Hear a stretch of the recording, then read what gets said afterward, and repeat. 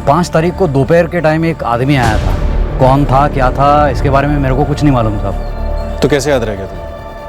उसने 2 बोरियां मांगी थी। उस टाइम मेरे पास एक ही बोरी थी और दूसरी एक बोरी में मेरा ही कुछ छुटपुट सामान पड़ा हुआ था, लेकिन वो जिद करने लगा 2 बोरी चाहिए।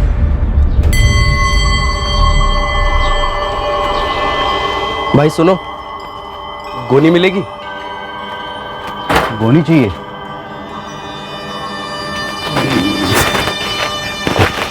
चलो भाई 25 का एक गोनी। भाई हमें 2 चाहिए। भाई 2 तो नहीं है, एक ही से काम चला लो। तो वो वाली खाली करके दो हमें। कौन सी? वो वाली। अरे ये बेचने के लिए नहीं है भाई, इसमें सामान बड़ा है हमारा, ये नहीं मिलेगी भाई। ये रखना है तो एक रखो वरना माफ़ करना। हम दोनों का मिलाकर 200 देने के लिए तैयार है। 200? हाँ। भाई जल्दी खाली करना दूसरी वाली। पता नहीं उसको ऐसी क्या जल्दी थी। 200 रुपये 2 बोरी के आज तक मुझे किसी ने नहीं दिए। पहले कभी देखा है उसे यहाँ पे? इसी मोहल्ले का? नाना साहब, उसको तो पहली बार ही देखा और इस मोहल्ले का तो गारंटी से नहीं था। ये देख, ये तो पहले भी देख चुका हूँ साहब, ये अखबार में भी छपी थी और गुरु भाई ने भी एक बार दिखाया। वैसे देखा जाए तो ये हो सकता है, लेकिन मैं पक्का नहीं बोल सकता था। साले 50 का माल रोज रोज कोई 200 में बेचता है क्या? शक्ल कैसे भूल सकता है तू? स्केच बनवा दे चल। अरे गुरु भाई क्या अभी, हर रोज इतने सारे बंदे दुकान में आते, कैसे याद रहेगा? और वैसे भी ये कोई खास बंदा तो था नहीं। मेरे को खाली सौदा याद है उसका, बंदे का थोपड़ा याद नहीं है साहब। मैं पूरे मोहल्ले में फील्डिंग लगा देता हूँ सर। किसी के घर में रुका मेहमान भी तो हो सकता है। एक भी घर छूटना नहीं चाहिए गुरु।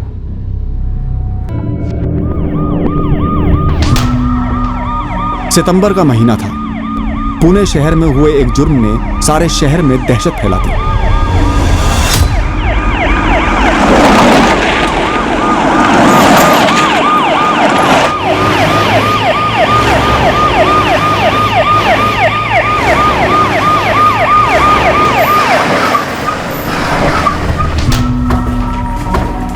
चलो ये यहाँ लोग करे, ये चल पकड़ा बाजूला क्या? ये डब्बे वाला सारी गाड़ी हटाओ, जल्दी जल्दी जल्दी जल्दी। आस्ते आस्ते चला, ये बाजूला क्या? आस्ते आस्ते ये गाड़ी, ये चल जाओ दे, ये पार्टी भाई के आस्ते आस्ते।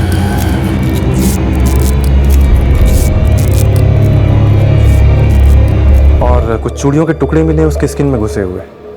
मैं काम करता हूँ, मैं सारी और डिटेल्स दे दी जाएंगी। कम से कम प्रिलिमिनरी काम तो शुरू हो। हमें कॉल करके इन्फॉर्म किसने किया था? कॉल करने वाला एक ऑटो ड्राइवर जो ट्रेस हो गया, और कल ये चेक कर रहा है कि आसपास के एरिया में कहाँ सीसीटीवी है। अगर आपको पता चला है कि मैंने आपको फ़ोन करके बताया है, तो इसलिए पता चला है कि मैंने ही अपने फ़ोन से कॉल किया था और फ़ोन बंद भी नहीं किया। चंदन किसी को बोरियां रखते हुए देखा था? अगर देखा होता तो मैडम कल फ़ोन करता ना। और मैं हर रात यहीं पे अपना रिक्शा खड़ा करता है, अंदर ही सोता है। सुबह चाय पीने के लिए बाहर गया तो बोरियां देखी तो डाउट गया।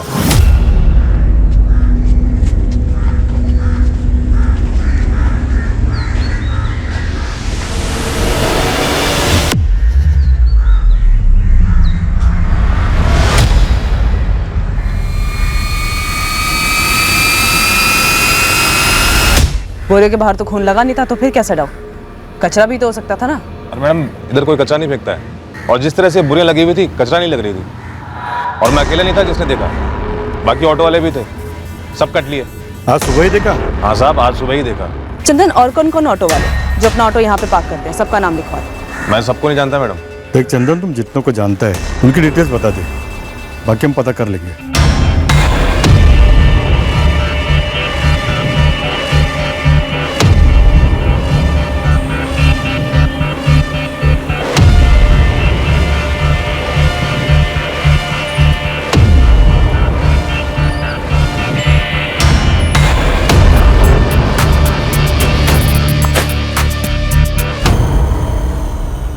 आरएम सीमेंट के एंगल को अगर कंसीडर करते हैं तो सारे डिस्ट्रीब्यूटर, रिटेलर और सेल्स वाले सबको टटोलना होगा।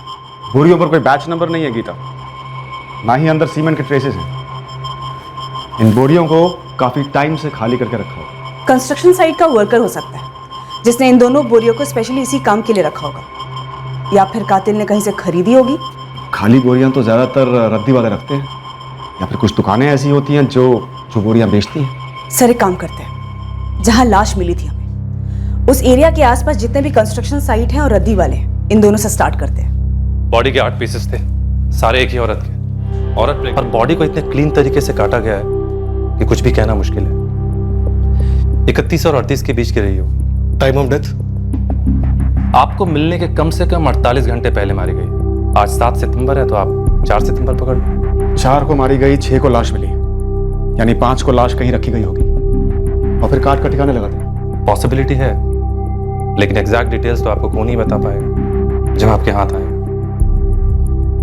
आप पैर के बिछिया के बारे में बात कर रहे थे, और चूड़ियां?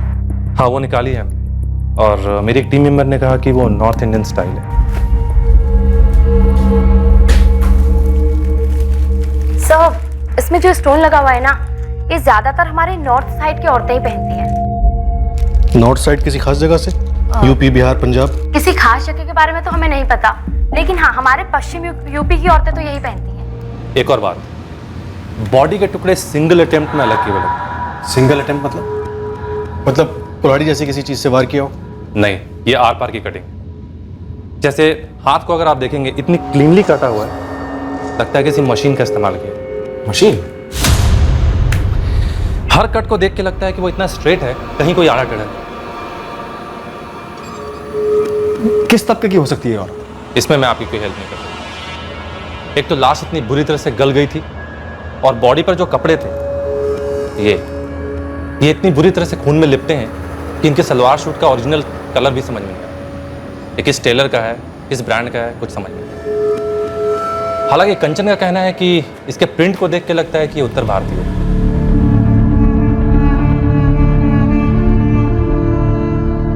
एक बात और, लाश शायद बाहर रखी हुई थी, इसलिए बहुत ज्यादा सड़ गई। जनरली ऐसे केसेस में लाश को रेफ्रिजरेटर में रखा जाता है, लेकिन इस केस में ऐसा नहीं हुआ।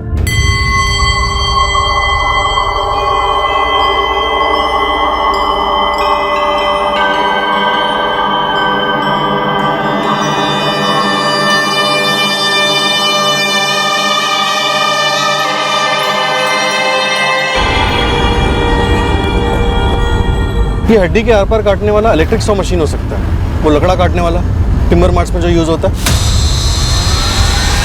या फिर मार्बल या पत्थर काटने वाली मशीन। इसमें केस डिटेल्स भेजें, ये बिछिया की आइडेंटिफिकेशन करवाएं। चांस लेते हैं सर। वैसे भी हमारे हाथ में फिलहाल कुछ है नहीं, लेकिन सबसे पहले साइबर सेल की मदद लेनी होगी। पहले एक चेहरा तो बने।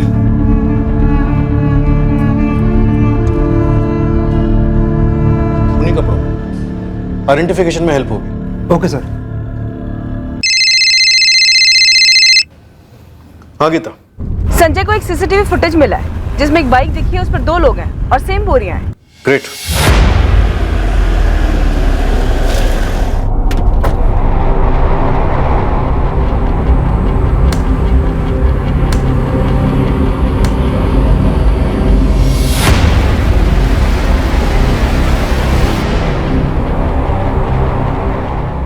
जहां बोरियां मिली उससे थोड़ी दूर की दुकान पर थी ये सीसीटीवी।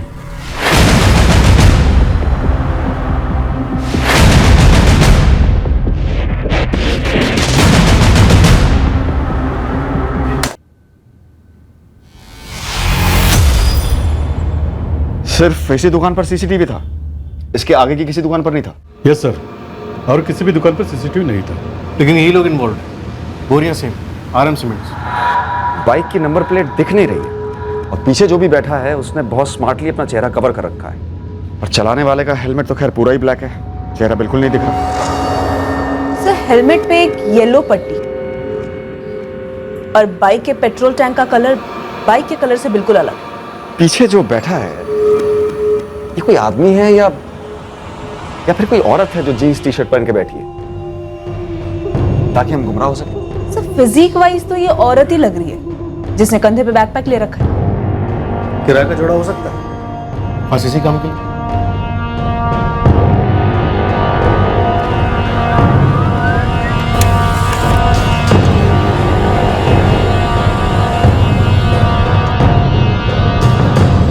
एनलार्ज करने पर भी कुछ खास नजर नहीं आ रहा।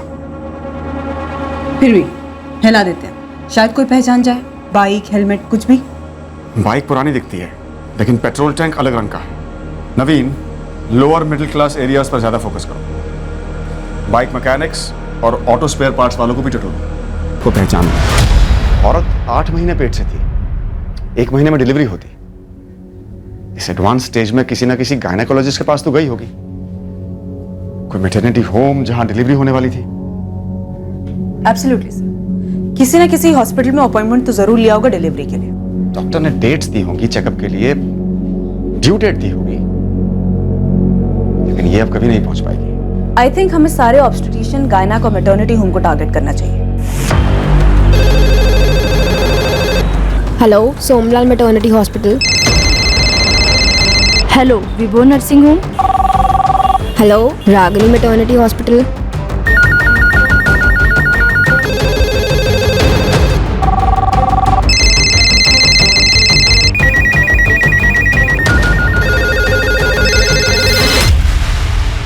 ऐसा कुछ यूज हुआ होगा बॉडी काटने के लिए। इसी लाइन का होगा sir.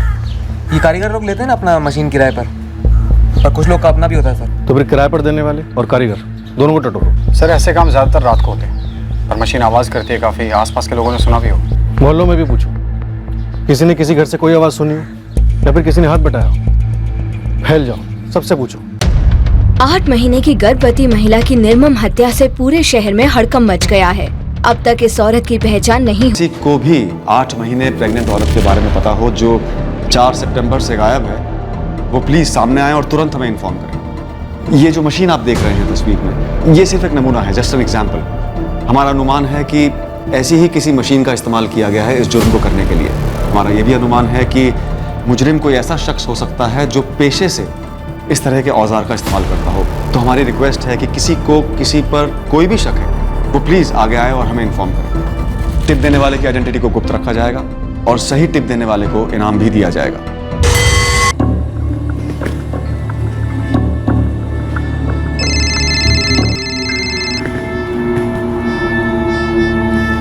ASI Gita. Madam, doctor शांति आचार्य क्लिनिक से बोल रही हूँ। हाँ बोलो। मैडम, आपने मांगा था ना अपॉइंटमेंट, किसका छूट गया है? हाँ हाँ, कौन थी? 11 तारीख का एक अपॉइंटमेंट था मंजू चंद्रा का, आज 4 तारीख हो गई है, आई नहीं अब तक। नाम और एड्रेस बोलो फटाफट।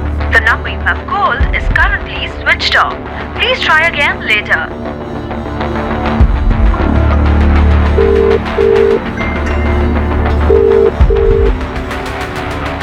जयकर, गाड़ी निकालो। अर्चना चल।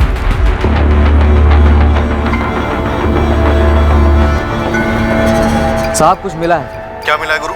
एक रद्दी की दुकान मिली है सर। आरएम सीमेंट की बोरियां यहीं से खरीदी गई थी। दुकान का एड्रेस मैसेज कर दो गुरु, मैं वहाँ पहुँच रहा हूँ।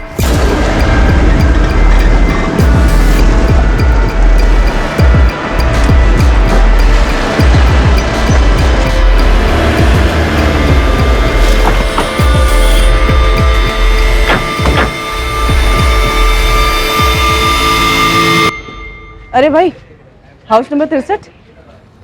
हाउस नंबर 63 मैम, यहाँ से 2 गली बाद मिलेगा आपको। अविदा शेख का घर है वो? ये नहीं बता सकता। ठीक है।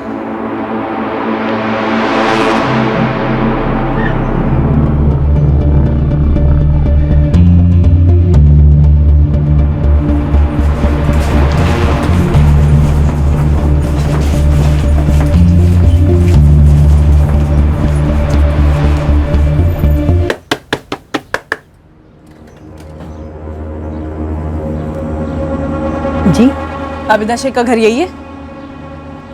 क्यों, क्या बात है? आप कौन लगती हैं उसकी? आप काम बोलो जी।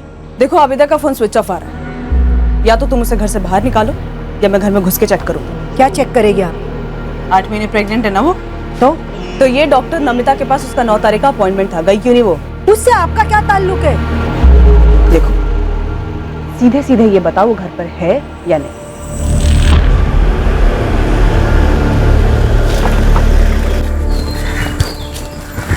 सरफराज नाम है सर। 5 तारीख को बोरियां खरीदी गई थी। मोहल्ले में कोई सीसीटीवी है तो 5 तारीख का फुटेज निकल हुआ। देखो, जबरन मेरे घर में घुसने नहीं दूंगी मैं। मुश्ताक भाई, समझाइए ना मैडम को। मैडम, एक बार बताओ तो सही, अविदा को क्यों ढूंढ रही है? एक केस का मामला है, बुलाओ आबिदा को। केस? क्या केस? मेरे आबिदा को इस सब में क्यों घसीट रही हो आप? आबिदा का शौहर रिजवान कहाँ है वो सऊदी में काम करता है। देखो, चुपचाप ये बता दो आबिदा घर पर है या नहीं, और अगर नहीं है तो 3 सितंबर से गायब है या 4 सितंबर से। तो मैडम आप क्या बोल रहे हैं? आबिदा गायब क्यों होगी? अगर नहीं गायब है तो बुलाओ ना, बुलाओ। ये लो, आ गया आबिदा।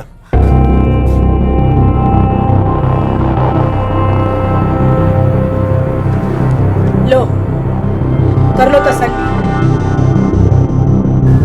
अम्मी,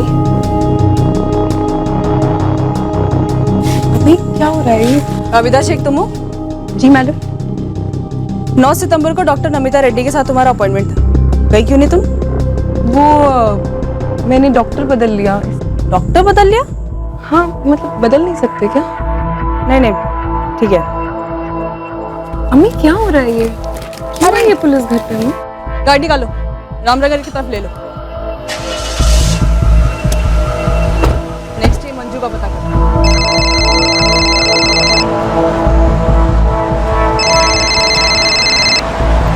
हेलो जी, ये किसका नंबर है? इस नंबर से फोन आया था। मैं पुलिस। तुम मंजू चंद्रा बोल रही हो? हाँ, हम मंजू चंद्रा हैं। क्यों किया मैडम आपने फोन? तुम्हारा डॉक्टर शांति आचार्य के साथ अपॉइंटमेंट था, गई क्यों नहीं तुम मिलने? हाँ, वो हम गए नहीं क्योंकि हमारी ननद दूसरे डॉक्टर को दिखाने के लिए बोली। ठीक है, गाड़ी थाने ले। सर, गुरु अपने लड़कों के साथ खोजबीन कर रहा है, लेकिन अभी तक कुछ भी हाथ नहीं लगा। मिसिंग कंप्लेंट भी कोई मैच नहीं हुई। नहीं सर, 3 मिसिंग कंप्लेंट दर्ज हुई थी 3 सितंबर को, लेकिन उनमें से कोई प्रेग्नेंट नहीं थी। वो तो हो सकता है जानबूझकर न लिखवाया। सर, तीनों केस की बैकग्राउंड चेकिंग की, सच में कोई प्रेग्नेंट नहीं थी और ना ही कोई गड़बड़ मालूम हुई। यूपी साइड से कोई खबर? कुछ भी ठोस नहीं सर। वहाँ की पुलिस को जो कुछ भी डिटेल्स मिल रही हैं वो हमें फॉरवर्ड कर रहे हैं। एक बार सारे एंगल्स फिर से देखते हैं, हो सकता है कुछ हाथ लग जाए जो पहले छूट गया हो। फिर से स्टडी करते हैं। लावारिस डेड बॉडी और उससे जुड़े सुरागों को हम बारीकी से दोबारा छांटने लगे थे, जब अचानक से एक ऐसी लीड मिली जो हमारी तहकीकात के दायरे के बाहर से आई। हमें पहला ऐसा सुराग मिला जो हमें हमारे संदिग्ध तक ले जाने वाला था।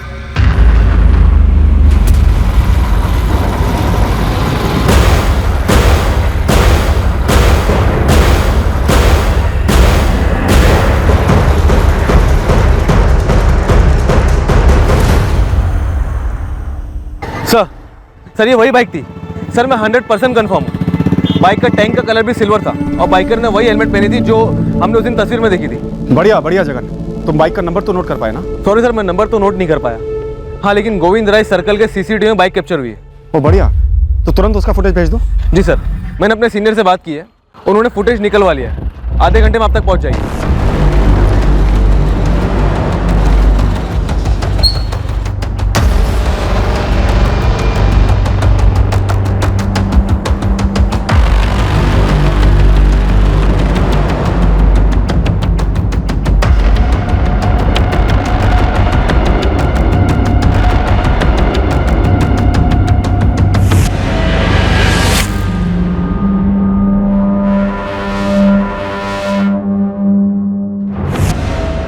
इस कैमरे में बाइक के आगे वाला नंबर प्लेट साफ नजर नहीं आ रहा। सेकंड कैमरा देखिए।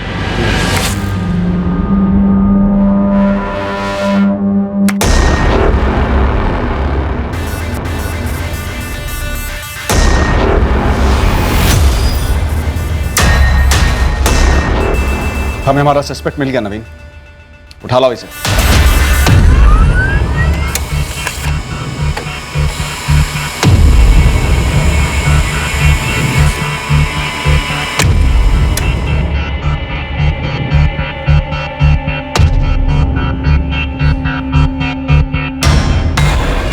बाइक किसी नारायण जोशी के नाम पे रजिस्टर्ड है और हमें आरटीओ से इसके ड्राइविंग लाइसेंस की कॉपी भी मिल गई। नारायण जोशी, उठा लो।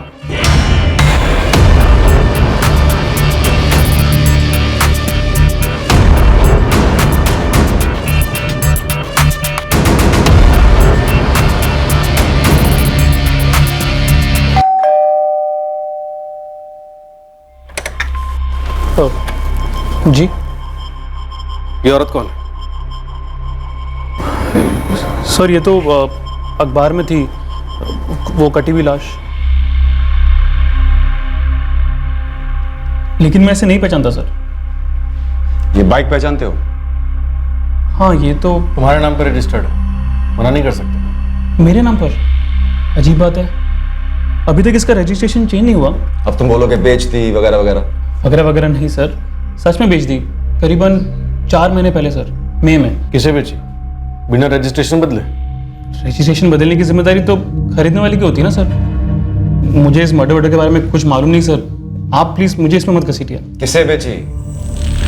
एक असलम मैकेनिक है, बाइक रिपेयर करता है। मैंने उसको मार्च में बोला था कि कोई ग्राहक मिले तो बेच दे। उसका मई में फ़ोन आया था मुझे कि उसको एक पार्टी मिली है। उसने मुझे बाइक के 22,000 रुपये दिए। मैंने उसको बाइक और बाइक के पेपर दोनों दे दिए। असलम का नंबर और एड्रेस चाहिए? हाँ देता हूँ सर, है मेरे पास। तुमने असलम से पूछा नहीं उसने बाइक किसको बेची, या खुद के लिए ली?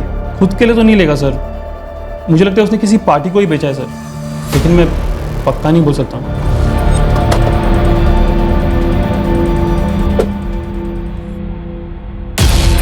असलम हाशमी कौन है? सलाम साहब, मैं ही हूँ। बताइए ना, कुछ बाइक वाइक दिखाऊं आपको? फिलहाल तो ये बाइक दिखा, नारायण जोशी की बाइक। ये तो नारायण जी की बाइक है साहब, मैंने ही बेची थी करीब मई के महीने में। पिछले 8 दिनों से ये फोटो लगातार अखबार में छप रहा है, न तू सामने आ ना ही नारायण जोशी। अरे नहीं साहब, आपने नारायण जी का नाम लिया ना, इसलिए फटक से याद आ गया। और साहब अखबार पढ़ता नहीं हूँ मैं पढ़ता हूँ सर, तस्वीर देखी भी थी, लेकिन मेरा ध्यान ही नहीं गया कि ये मेरी पुरानी वाली बाइक है जो असलम ने बेच डाली थी। बाइक किसको बेची थी? साहब उस बंदे का नाम तो याद नहीं आ रहा है। जिस बंदे को तूने बाइक बेची उसका नाम याद नहीं आ रहा तुझे? सच में याद नहीं आ रहा है साहब। और साहब नारायण जी की बाइक ऊपर से टिप टॉप और अंदर से बिल्कुल खटारी थी। वो मुझे कब से कहते रहते थे कि बिकवा दे बिकवा दे, तब तक वो बंदा आया और उसको उस बजट में वो बाइक फिट हो गई, तो मैंने उसको बेच दी। साहब ज़्यादा फायदा नहीं हुआ, बहुत छोटा सौदा था।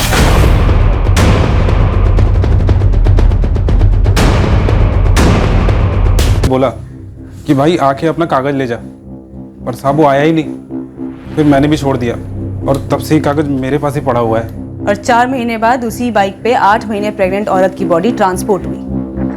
अरे मैडम मुझे कैसे पता होगा कि वो बाइक कोई कांड करने के लिए खरीदी गई थी?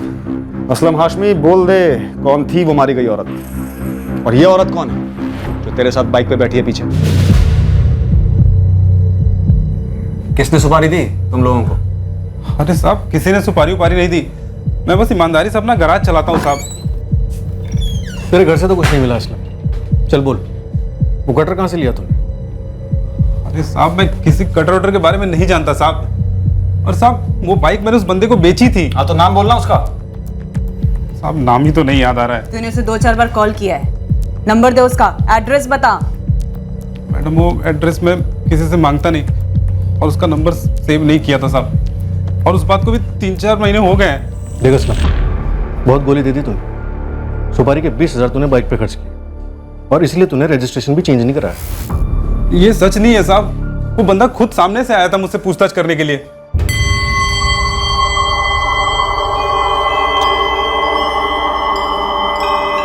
हाँ भाई सुन, तेरी नज़र में कोई सेकेंड हैंड अच्छी सी बाइक है, खरीदनी है? अभी फिलहाल तो नहीं है। एक काम करो, अपना नंबर दे दो, कुछ होता है तो बोलता हूँ मैं। एक काम कर, तू अपना नंबर दे दे, मैं मिस कॉल मारता हूँ। हाँ ले लो।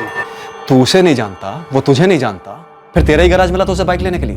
अरे साहब मैं मैकेनिक हूँ और सिर्फ बाइक का। और साहब इससे पहले मैंने कितने सेकेंड हैंड बाइक बेचे हैं, अब किसी ने बताया होगा मेरे बारे में। असलम तुझे उसका नाम नहीं याद, बात कुछ जम नहीं रही है। उसने तुझे अपना नंबर दिया लेकिन तूने सेव नहीं किया, तो तूने उससे कांटेक्ट कैसे किया नारायण की बाइक को बताने के लिए? तू टाइम वेस्ट कर रहा है असलम, बता दे कौन है ये और कौन कौन शामिल है इस मर्डर में। अरे साहब मैं अम्मी अबू की कसम खा के कह रहा हूँ साहब, मुझे सच में कुछ नहीं पता है। उस बंदे को मैंने 25,000 में बाइक बेची और सिर्फ 3,000 उसमें से लिए। साहब आप मोबी नगर में जाके किसी से ही पूछ सकते हो मेरे बारे में, कोई मेरे बारे में गलत नहीं बोलेगा साहब। साहब बेवजह मुझे इस मामले में मत घसीटो। हम नहीं घसीट रहे, ये बाइक तुझ तक पहुंची है। इस केस में बहुत गर्मी है असलम, और तू बता नहीं रहा है कि तूने बाइक किसको बेची।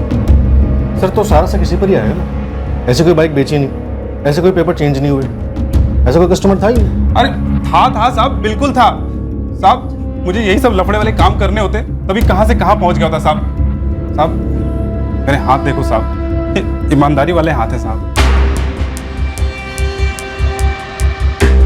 नारायण जोशी की बैकग्राउंड चेकिंग हुई। हमें भरोसा हो गया था कि उसने वाकई में बाइक असलम को बेची थी। उसका इस मर्डर केस से कनेक्शन होना लगभग ना के बराबर था। मैकेनिक असलम हाशमी की बैकग्राउंड चेकिंग से भी कुछ शक करने जैसा नहीं मिला। उसके भी इस केस से ताल्लुक होने के आसार नहीं दिखे जिसमें एक प्रेग्नेंट औरत का मर्डर हुआ था। असलम हाशमी नाम है, नंबर है 444987646।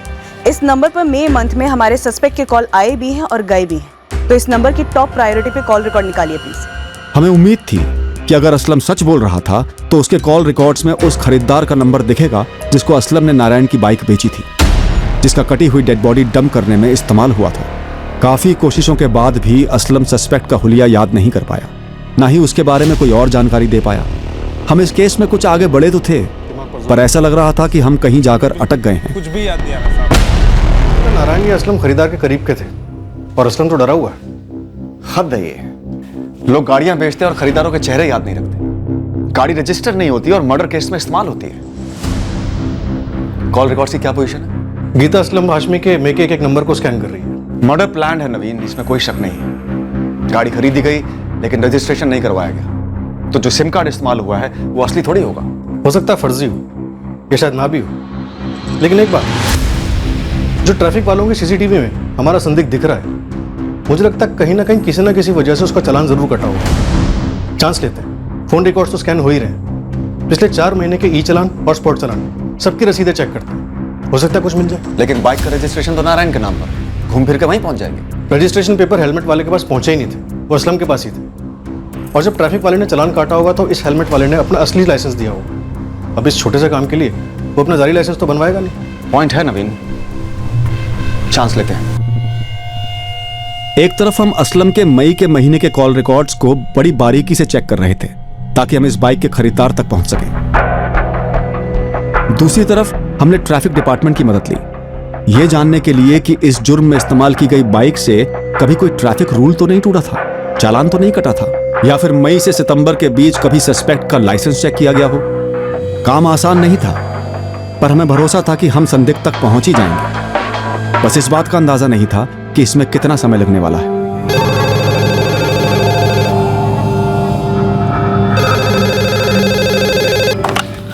सब इंस्पेक्टर नवीन शास्त्री। सर बिना हेलमेट बाइक चलाने के चार्ज पर चालान काटा था इसमें, जिसे आप ढूंढ रहे हो। सर चालान की कॉपी मिल गई है। कौन है ये प्रसाद? 4 जून और 11 जुलाई 2 बार इसका चालान कटा था सर। दोनों ही बार इसके पास सेम लाइसेंस था सर। बाइक का नंबर है MHX1HR54Y3। लाइसेंस नंबर, नाम, पता? लाइसेंस नंबर तो आरटीओ को भेज दिया है सर, लेकिन सर मुझे नहीं लगता ये लाइसेंस नंबर अपने पुणे आरटीओ का है।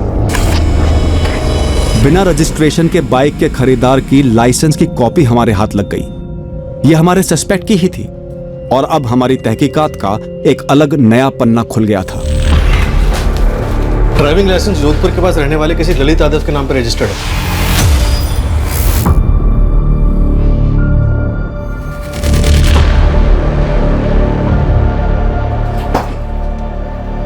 ललित यादव। अब हमारे पास एक नाम है नवीन, और सस्पेक्ट का चेहरा भी, और जोधपुर के पास का एक एड्रेस भी। जोधपुर वैसे यूपी साइड तो नहीं है जहां से विक्टिम हो सकती है, लेकिन जोधपुर राजस्थान यहां से तो नॉर्थ में ही है। नवीन, जोधपुर जाओ और उठा लाओ इसे। अगले दिन हमारी टीम जोधपुर के लिए निकली। जोधपुर में हम हमारे संदिग्ध ललित यादव को पकड़कर उसी से मारी गई औरत की पहचान कराना चाहते थे। तुमको क्या लगा हमको कुछ पता नहीं चलेगा? क्यों? अब दरअसल हम तुम्हें बताने ही वाले थे कि जो भी कुछ हुआ वो जो कुछ भी हुआ जुर्म है, तुम जानते हो, जुर्म है।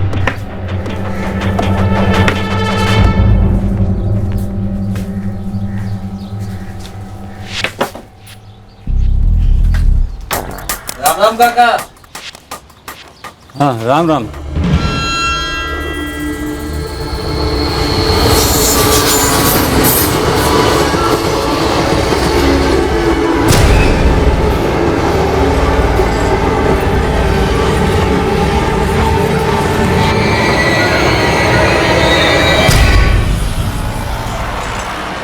एक प्रेग्नेंट औरत का कत्ल करके उसे रास्ते से हटाया गया था। एक साजिश रची गई थी जिसका भेद हमें खोलना था। लेकिन ये एक टफ केस था। हम एक कदम आगे बढ़ते तो 2 कदम पीछे भी जाते। हम अचरज में पड़ गए थे। क्या इस केस में वाकई इतनी बड़ी साजिश रची गई थी, या फिर केस उलझकर अपने आप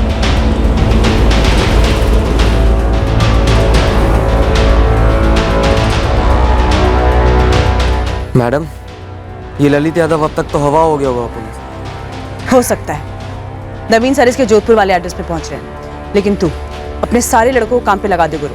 अगर ये पुणे से बाहर गया भी होगा तो कहीं ना कहीं से इसका फुटप्रिंट तो मिलेगा ही मिलेगा।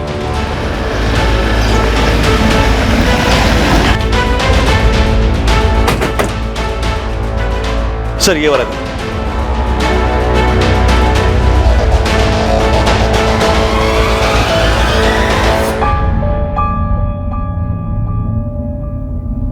सुनिए, ये आदमी ललित यादव ही है ना?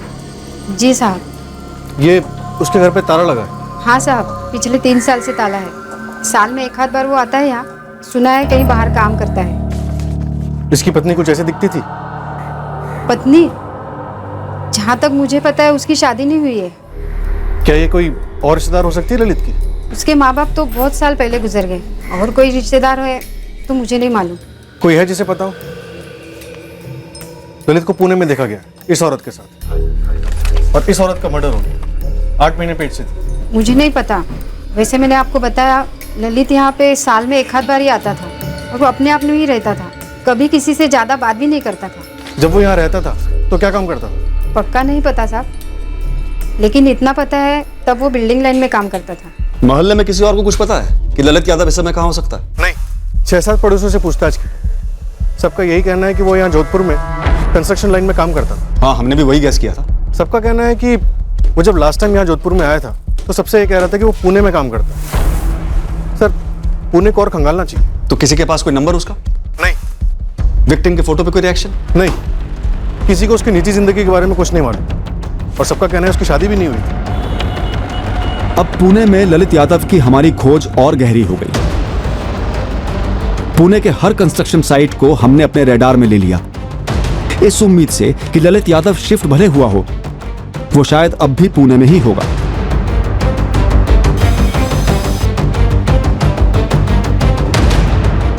हमारी कोशिशें नाकाम नहीं रहीं। हमें ललित यादव मिल गया। बिल्कुल पुणे में ही है सर। ये बीबी कंस्ट्रक्शन साइट है ना कोटरूड में, उसका सुपरवाइजर है।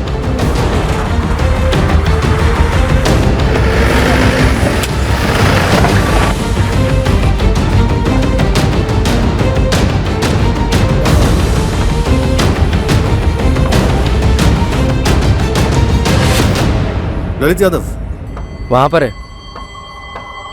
काम के लिए रोते रहोगे, जब काम मिल जाएगा तो फिर काम नहीं करोगे। ठीक है? ललित यादव जी। आप लोग कौन? पुलिस। लेकिन मैंने क्या किया है? मैं इस औरत को नहीं जानता साहब। मर्डर किया और जानता नहीं?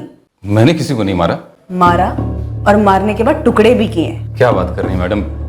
मैंने नहीं मारा किसी को। देख ललित, 12 दिन लगे हैं तुझ तक पहुंचने में। तो मेरी पेशेंस को और आजमा मत। देखिए, इस मर्डर केस के बारे में सबको पता है, सब जानते हैं, अखबार में आया। आप मुझे क्यों इस मर्डर केस से जोड़ रहे हैं सब? मैं किसी औरत को नहीं जानता हूँ, सच्ची बता रहा हूँ। आप मेरे घर की तलाशी ले सकते हो। तलाशी लेंगे हम, पूरी तलाशी लेंगे, पूरी तहकीकात भी करेंगे, और हमारे सुराग तक पहुंचने का तो इंतजार कर मत, बहुत महंगा पड़ेगा तुझे।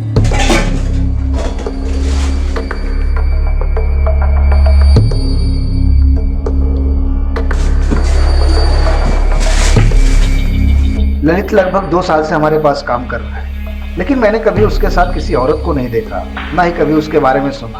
हाँ, अगर उसका किसी से कुछ प्राइवेट हो तो वो बात अलग है सर। हमें लगता है लाश काटने के लिए पत्थर काटने वाली इलेक्ट्रिक मशीन का इस्तेमाल किया गया है। सर, अगर आप ये कह रहे हैं कि ललित स्टोन काटने वाली मशीन लेकर घर गया हो तो ये लगभग नामुमकिन है। क्यों? मशीन यहाँ से ले जाने में कोई दिक्कत है क्या? नहीं सर, दिक्कत तो नहीं है, कोई भी आराम से ले जा सकता है, लेकिन वो आदमी ललित हो सकता है, मैं ये नहीं मान सकता। सर, मैं सच कह रहा हूँ, मैंने वो बाइक मैकेनिक से खरीदी मई में। मैं बिल्कुल मना नहीं कर रहा हूँ इसके लिए। हाँ भाई, तैयार है? हाँ भाई जी, यही है आपकी बाइक। बस छुटपुट ऊपर का काम है, वैसे गाड़ी एकदम फिटफाट है। फिर भी कुछ हुआ तो मैं हूं ना।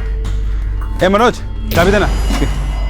पर वो बाइक घाटे का सौदा निकला, बहुत खर्चा निकल रहा था। फिर मैंने साइड पे बात फैला दी कि मैं बाइक बेचना चाहता हूँ। किसको बेची?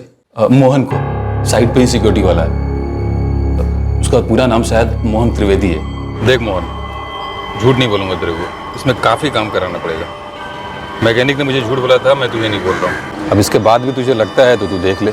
हम अच्छे मैकेनिक से बनवा लेंगे ललित भाई। वैसे भी बस का किराया कुछ कम नहीं है आजकल, ऊपर से ट्रैफिक, लेट होना वो अलग। देखिए ललित भाई, कोई ढंग का दाम बोलिए जिससे कि बात बने। मैंने 15 में बेची मोहन को, और ये तस्वीर में जो लग रहा है ये मोहन ही है, मैं तो नहीं हूँ। सच्ची बता रहा हूँ साहब, जून से मोहन ही बाइक चला रहा है। Mohan Trivedi, security guard. एक मिनट। मोहन त्रिवेदी? जी सर। मोहन त्रिवेदी? नहीं सर, मेरा नाम राजू है सर। सर मुझे लगता है कि मोहन ने नौकरी छोड़ दी। लगता है मतलब? माने कि कई दिनों से ड्यूटी पर नहीं आया और उसका फोन भी स्विच ऑफ है। ललित यादव का कहना है कि उसने अपनी bike security guard Mohan Trivedi को बेच दी थी। इस बारे में मुझे नहीं पता है सर, हो सकता है उन दोनों में कोई डील हुई हो।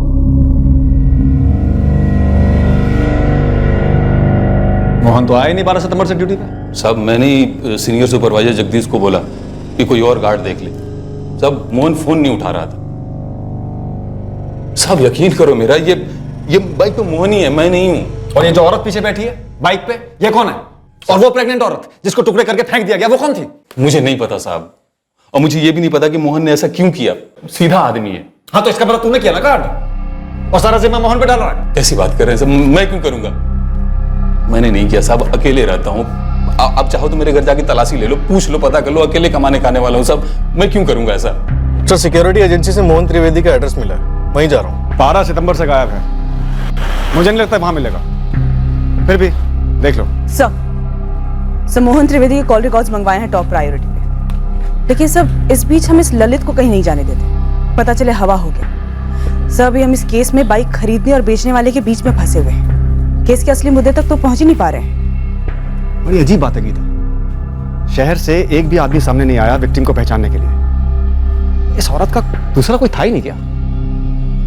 क्या वो पुणे के बाहर की थी?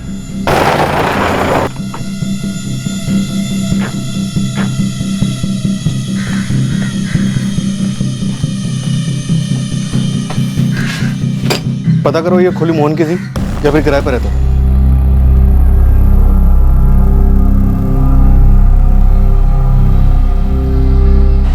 8 महीने पहले? जी सर, फरवरी 2017 में ही मोहन त्रिवेदी ने खोली खाली कर दी थी। अभी कहाँ है? वो तो मुझे नहीं मालूम, लेकिन एग्रीमेंट में उसके गांव का एड्रेस है वैसे। ताहिरगंज, कानपुर, उत्तर प्रदेश। कानपुर डिस्ट्रिक्ट में पड़ता है ताहिरगंज। तुरंत निकलता हूँ टीम लेकर, वहाँ छुपा हुआ तो उठा लाता हूँ। सर मोहन त्रिवेदी के मौजूदा पुणे वाले एड्रेस के बारे में किसी को कुछ भी नहीं मालूम। ललित यादव, सीनियर सुपरवाइजर जगदीश फुले और सिक्योरिटी एजेंसी सबसे बात की। कॉल रिकॉर्ड्स आते आते 2 दिन का टाइम लग जाए, तब तक ताहिरगंज स्कैन करते हैं। वो नहीं मिला तो उसकी फैमिली मिलेगी, कोई तो ऐसा मिलेगा जो उसे जानता हो, कुछ तो हाथ लगेगा।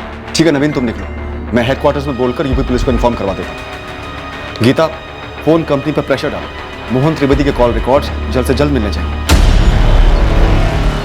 ये खोज अब हमें उत्तर प्रदेश ले गई, इस उम्मीद में कि ताहिरगंज में हमें मोहन त्रिवेदी मिल जाए या उसके बारे में कोई जानकारी मिले जो हमें उस तक ले जाए और इस केस को क्लोज करे।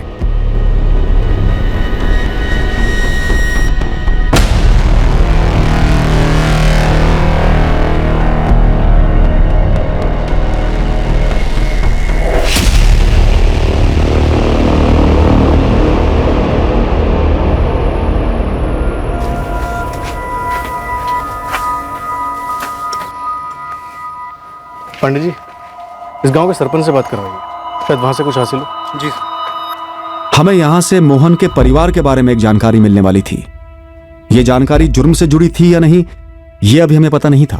मोहन तो 2 साल पहले ही चला गया था पुणे काम करने के लिए। और उसके माँ बाप? माँ बाप तो यही कोई 7-8 महीने पहले चले गए यहाँ से। हम सबको लगा कि पुणे ही गए होंगे मोहन के पास। सरपंच जी, हम इस केस पे 2 हफ्तों से लगे हुए हैं और अब जाके मोहन की लीड मिली। लीड भी क्या मिली है, बस उसका नाम और पता मिला। ये देखिए, इनमें से किसी को पहचानते हैं आप?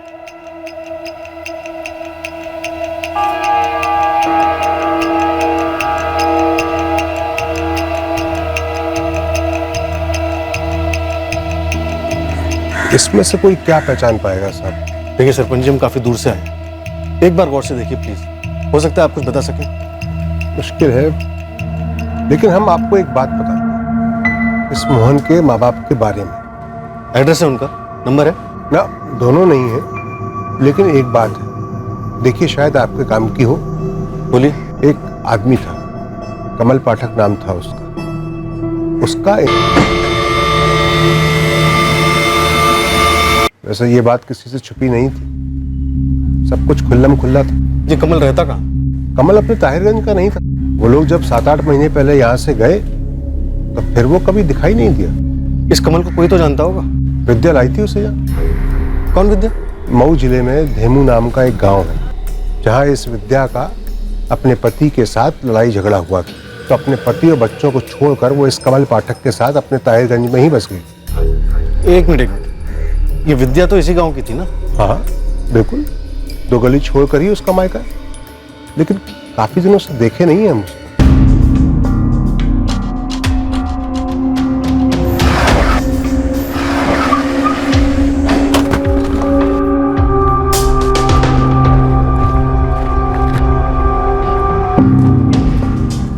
महाराष्ट्र पुलिस से विद्या वर्मा यहीं रहती है? जी साहब, हम विद्या के पिता हैं। क्या बात है साहब? विद्या कहाँ है?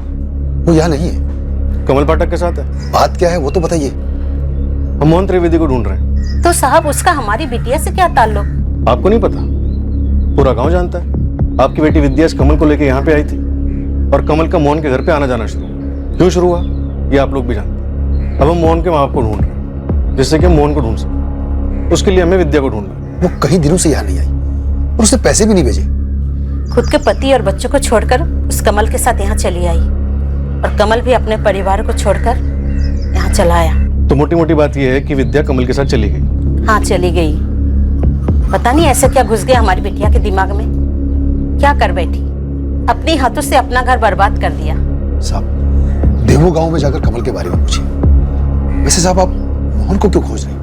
दरअसल वो एक केस में शामिल है। सर वो केस क्या है जाने दीजिए। आप लोगों के पास विद्या का नंबर है या वो भी नहीं है? हाँ है।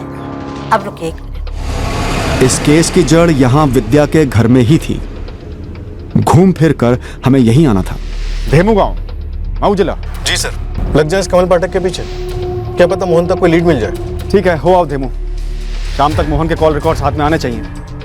हो सकता है उससे पहले मोहन ही हाथ में आ जाए।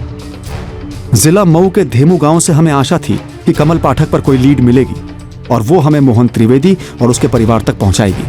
अब हम पूरी तरह मान चुके थे कि इस भयंकर हत्याकांड केस की चाबी केवल मोहन त्रिवेदी के हाथ में थी। देखिए, कमल हमारे बस नाम के पति हैं। एक अरसे से वो हमारे साथ नहीं रहते। इस वक्त कहाँ मिलेगा? ये तो उससे ही पूछिए जिसके साथ हैं। विद्या वर्मा, सारा गांव जानता है उन दोनों के बारे में। 2 साल हो गए हैं, हमने शक्ल नहीं देखी है उनकी। इस औरत के कारण हमें और हमारे बच्चे को छोड़ के चला गया है वो। इन 2 सालों में कभी फोन पे बात हुई होगी? क्यों फोन आएगा? पर हम क्यों बात करेंगे? मोहन त्रिवेदी को जानती हैं आप? ये कौन है? छोड़िए, विद्या वर्मा का पति कहाँ मिलेगा? संतोष भैया। हाँ, पूना से पुलिस है ये। पुलिस? आपको क्या लगता है कि हम अपनी बच्चलन पत्नी के यार की खबर रखेंगे और अगर उसके बारे में आपको कुछ नहीं बताएंगे तो हमें जेल में डाल दीजिएगा? इस वक्त हमारे पास तुम्हारे खिलाफ कुछ नहीं है संतोष। बाहर में जाएं आप और आपकी तहकीकात। मर गई है विद्या हमारे लिए, और वो कमल कुत्ता अगर आपके हाथ में लगे ना साहब, टुकड़े टुकड़े कर दीजिए उसके। विद्या कमल के साथ क्यों भागी थी? ये तो आपने सुना ही होगा कि हम हाथ उठा देते थे उस पर। तो क्या करते साहब? 3 बच्चों की माँ और पराए मर्दों की ऐसी भद्दी प्यास। मोहन त्रिवेदी को जानते हो? उसके माँ बाप रोहिणी और राजेंद्र त्रिवेदी। इनके बारे में हम कुछ नहीं जानते, ना हमने कुछ सुना इनके बारे में। और साहब सच तो ये है कि हमारे पास अब किसी के बारे में जानने और समझने के लिए समय नहीं है। 2 बेटी हैं हमारी, जिन्हें पालना है, बड़ा करना है, उनकी शादी करनी है हमको। और साहब हमारा ना एक बेटा भी है, लेकिन वो विद्या उसे कहाँ ले गई हम कुछ नहीं जानते। प्रणाम।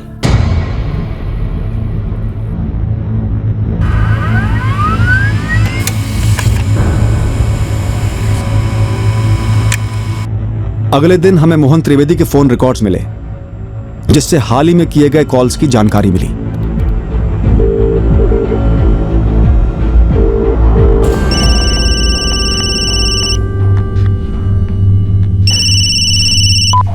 हेलो, कौन बोल रही हैं आप? फोन आप किए हैं, आप कौन बोल रही हैं? मोहन त्रिवेदी को कैसे जानती हैं? बेटा है हमारा। आप इस वक्त कहाँ हैं? जी हम घर पे हैं। आप कौन बोल रहे हैं लेकिन? और मोहन? मोहन गांव गया होगा, बता कर नहीं गया। लेकिन आप बताइए तो सही, बोल कौन रही हैं आप?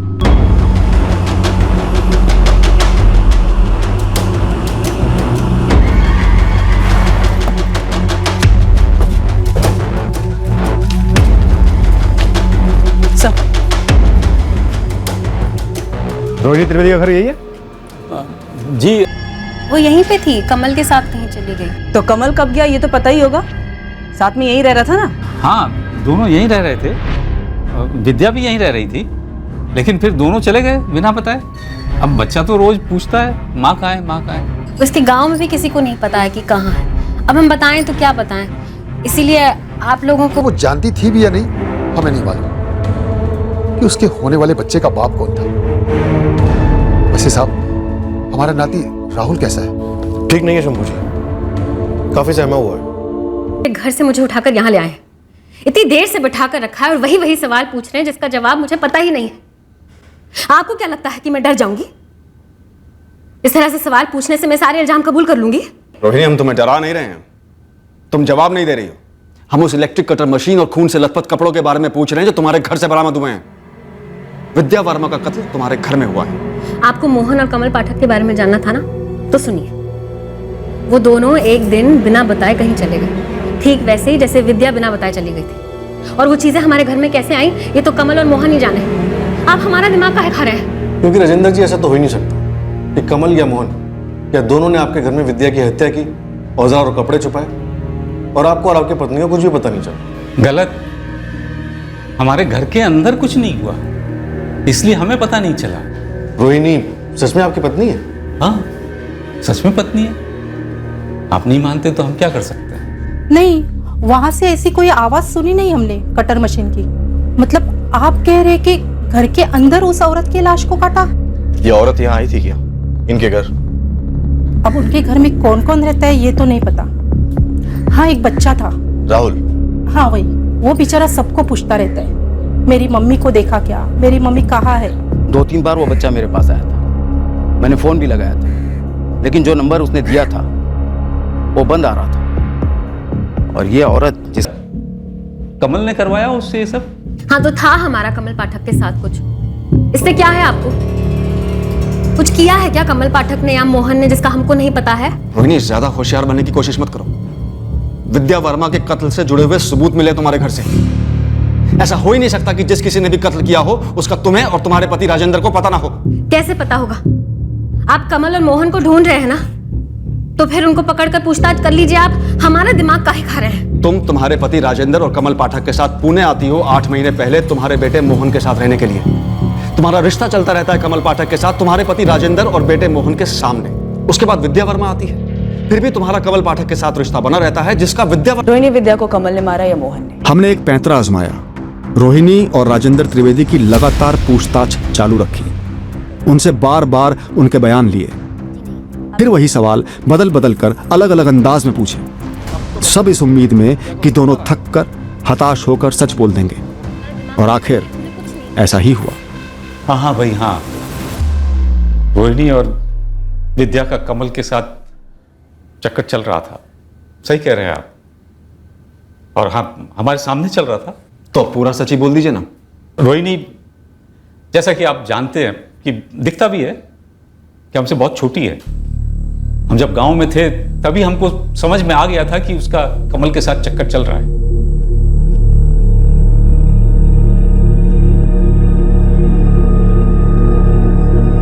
आगे रोहिणी, आगे।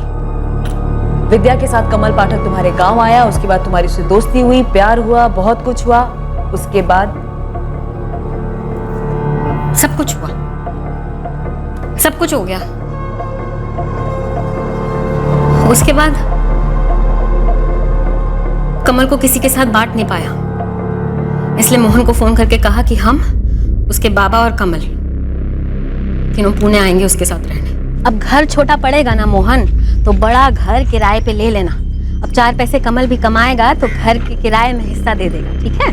हाँ ठीक है माँ, हम बताते हैं, हम सोचते हैं कुछ। अरे सोचना वोचना क्या है इसमें? अब जितनी जल्दी हो सके तुरंत ही घर ले लो।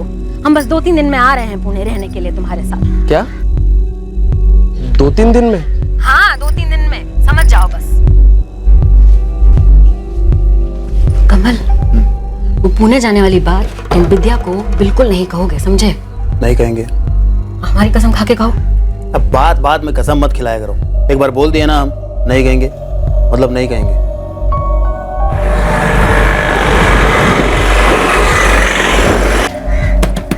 मोहन बेटा देखो हम आ गए। ये ले, जीता रहे। वाह, घर तो बड़ा अच्छा है। नमस्ते बाबा। खुश रहो। कैसे हो मोहन? हैं? हम ठीक है। सब कुछ सही चल रहा था, फिर पता नहीं 6 महीने बाद कहां से अचानक विद्या अपने बेटे राहुल के साथ आ गई। पता नहीं उसको कैसे पता चल गया कि हम पुणे में मोहन के यहाँ हैं। तुमको क्या लगा हमको कुछ पता नहीं चलेगा? कर ली, हमें पता है। रोहिणी हमसे इतने साल छोटी है, हम उसे पति का सुख नहीं दे पा रहे थे। विद्या का मर्डर घर के अंदर हुआ आपके सामने। विद्या के बेटे राहुल को कुछ कैसे पता नहीं चला? ये मशीन की आवाज बाहर तक क्यों नहीं पहुंची? क्या विद्या को बाहर ले जाकर मारा? विद्या को मारा जाने वाला है, क्यों मारा जाने वाला है, हमको किसी ने कुछ नहीं बताया। तो बस आप गूंगे बनकर सब कुछ देखते रहे? हाँ, सिर्फ गूंगा नहीं, अंधा और बहरा भी, जैसे कि हमेशा उस घर में रहता रहा। तो विद्या एक नंबर की बच्चलन औरत थी। कह रही थी कि जो बच्चा उसके पेट में था वो कमल का था। अरे ऐसे कैसे हो सकता है बिना सबूत? हो सकता है ना कि जो बच्चा उसके पेट में था वो किसी और का हो, और भी तो आशिक हो सकते हैं उसके। बच्चा कमल का है ये कह के उससे पैसे ऐंठ रही थी। अरे हम तो क्या पता चला कि क्या हुआ है। यह सब कुछ 4 सितंबर को हुआ, तो 5 सितंबर को विद्या की लाश पूरा दिन घर के अंदर रही। उन्होंने उसे मार तो डाला था,